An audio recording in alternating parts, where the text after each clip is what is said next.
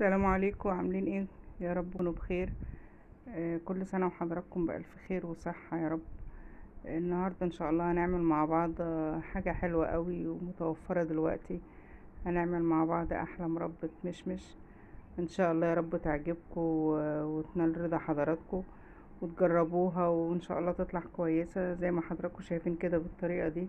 قد ايه طلعت جميلة ولونها طبيعي، معلهاش اي اضافات خالص خالص، وده لون المشمش الطبيعي. لما بيتعمل بطريقة صح بيطلع بالجمال ده. للناس بقى عشاق المشمش، متوفر دلوقتي في الأسواق وموجود.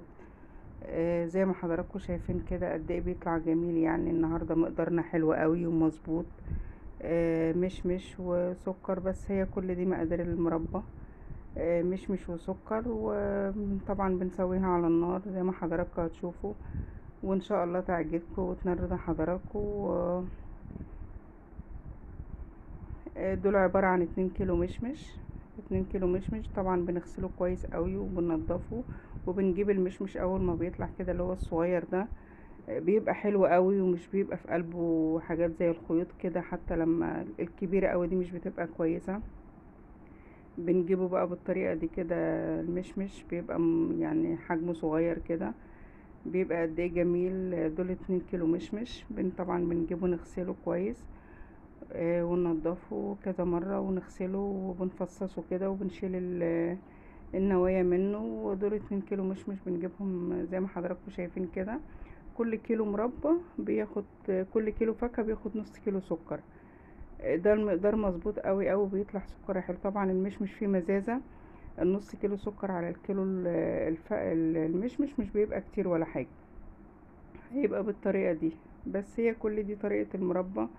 عبارة عن 2 كيلو مشمش، ممكن نعمل كيلو، ممكن نعمل نص، ونقلل الكمية زي ما حضراتكم شايفين. بنكون غسلينه كويس ومفصصينه، وطبعا ممكن نحطه في حاجة أوسع شوية يعني. دول 2 كيلو على كيلو سكر. وطبعا بنحطه في التلاجة.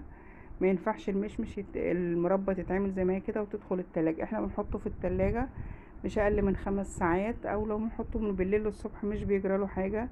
اما بيبات في السكر كده او بيقعد مش اقل من 5 ساعات في التلاجة، بيدينا اللمعة الحلوة دي. وبتفضل اللمعة دي في الفاكهة، وبتبقى برضو في المربى حلوة قوي قوي. احنا طبعا ما نخافش ان هو في التلاجة. مش بيستوي مش بيستوي كله مرة واحدة. احنا بنصفي طبعا ده معلوش مية ولا اي حاجة. هو لما بيبات في التلاجة او بيقعد 5 ساعات، بنصفي اللي هو بيعمل شربات كده اللي هو المشمش ده. بنصفيه وبناخد بس العصير اللي نزل منه اللي هو السكر. هو سرد لوحده معلوش ميه ولا اي حاجه. بنحطه على النار وبنعقده بقى زي سكر الكنافه بالظبط. بنتنينا حطوله على النار، يغلي كده لوحده من غير المشمش، على اساس ان المشمش ما بياخدش وقت في السوى. لو حطيناه كده في الاول هيستوي مننا وهيبقى زي الميه، مش هيدينا المشمش خالص يعني. مش مهدينا المربى يعني، هيبقى خفيف جدا وهيغلبنا. بنتنينا طبعا مولعين عليه زي ما حضراتكم شايفين كده. وبنكون جايبين الفرشة بتاعتنا ونحطها في مية وبنلم الجوانب كده، علشان ما يرجعش يسكر مننا تاني. لازم الخطوة دي مهمة قوي، ان احنا بنبل الفرشة مية كده او الاسباتيلا ونمسح الجوانب اللي هي بتاعت السكر وهو على النار زي ما هو. بيفضل بقى على النار، بيبقى يوصل زي المرحلة بتاع سكر الكنافة بالظبط، او سكر الجلاش او اللي احنا بنحبه يعني. وبعدين بقى بنضيف عليه المشمش اللي هو متقطع، اللي احنا صفيناه منه وخدنا الصوص حطيناه على النار غلي الاول كتير واتعقد. وبعد كده بقى بنرجع المشمش عليه وبنسيبه على النار، وبنكون عصرين ليمونة على الليمونة بتساعد على انه السكر يتعقد بسرعة يعني. ده قبل الخطوة دي، قبل ما نحط المشمش عليه. بس هي فكرتها سهلة قوي قوي ومش صعبة. وعملنا مع بعض مربى الفراولة وعجبتكم قوي، ودي طبعا مربى المشمش. احنا بنحطه على النار، بس طبعا نصيحة ان احنا بنحطه اول ما يغلي بنوطي عليه، علشان بيفور على النار وما يبهدلش الدنيا مننا يعني. ونحاول على قد ما يبقى في مكان بعيد شوية عشان الاطفال. وبنحطه بالطريقة دي كده وبنعلي عليه واحنا واقفين قدامه. ما ينفعش نسيبه كده ونمشي، عشان هو اي مربى بنحطها على النار من كتر الغليان بتفور. اول ما توصل لمرحلة الغليان كده بنوطي عليها، لحد وتبدأ بقى تستوي براحتها، وما ينفعش نقلبها كتير. ولو بنحطنا في حاجة ستانلس كده نحاول بقى الستانلس طبعا من السخونية بتاعته بيسوي الحاجة اكتر يعني. احنا بنوطي عليه وبنسيبه بالطريقة دي كده، وبنحاول على قد ما نقدر لما نحس ان هي دخلت في السوا. طبعا هنوريكم الخطوة اللي احنا بنشيل منها الرغوة بتاعتها، الرغوة اللي هي على الفوق دي، بس يدخل في السوا شوية، عشان لو احنا شلنا الرغوة دلوقتي هتبقى كتير قوي يعني، هاخد من السكر بتاعه يعني. احنا طبعا هي كده انا معلية، فبوريكم بس ان هي ايه، كل ما يكون معلية بتفور يعني.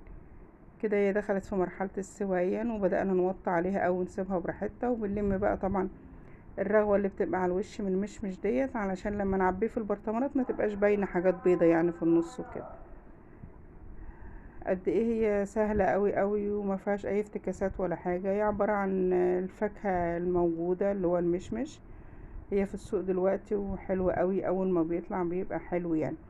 زي ما حضراتكم شايفين كده قد ايه سهل، وان شاء الله تعجبكم، وبتطلع بالجمال ده والله ما عليها اي اضافات خالص يعني. زي ما حضراتكم شايفين كده، ده بعد طبعا هي استوت وخلصت وسيبناها تبرد قوي. ما ينفعش نعبي المربى وهي سخنة خالص يا جماعة، لو احنا عبيناها وهي سخنة بتبوظ ومش بتبقى حلوة يعني، البرطمان بيعرق وما ينفعش كده. ممكن كمان نحطها ببرطمان ازاز وبندخلها الديفريزر عادي، الازاز ما بيتكسرش في الفريزر طالما في حاجة مسكرة يعني. طبعا هي هتبقى كتير علينا على الرف، مش هتقعد اكتر من شهر في التلاجة العادية، في التلاجة عادي، لكن احنا لازم كده ندخلها الديفريزر عشان ما تبص مننا، ونضمن ان هي ايه، تبقى كويسة. حابين نحطها في البرطمانات الازاز في الديفريزر عادي، ما بيتكسرش ولا حاجة، في برطمانات بلاستيك برضو، في علب، في اي حاجة بقى المتاحة عندنا يعني. قد ايه طالعه شكلها جميل وسواها حلو. ونختبرها بقى، لو احنا عايزين نختبرها بنقلب المعلقه وبنعملها بصباعنا كده، لو العصير ما راحش على بعضه يبقى هي كده دخلت مرحله السوا، بقت كويسه يعني. وبألف هنا، وان شاء الله نقدم مع بعض احلى واحلى ويا رب ان شاء الله تعجبكم وشكرا ليكم وشكرا على تعليقاتكم. واتمنى تشوفوا الفيديو ويعجبكم، وان شاء الله نقدم مع بعض حاجات جميله وبألف هنا، ويا رب ان شاء الله تعجبكم.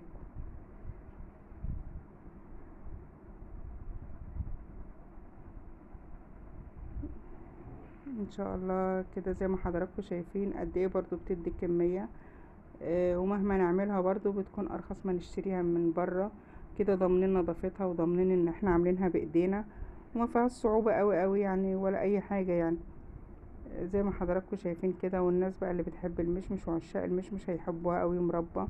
وان شاء الله بعد كده نعمل طريقة تخزين المشمش، وبألف هنا وسلام عليكم.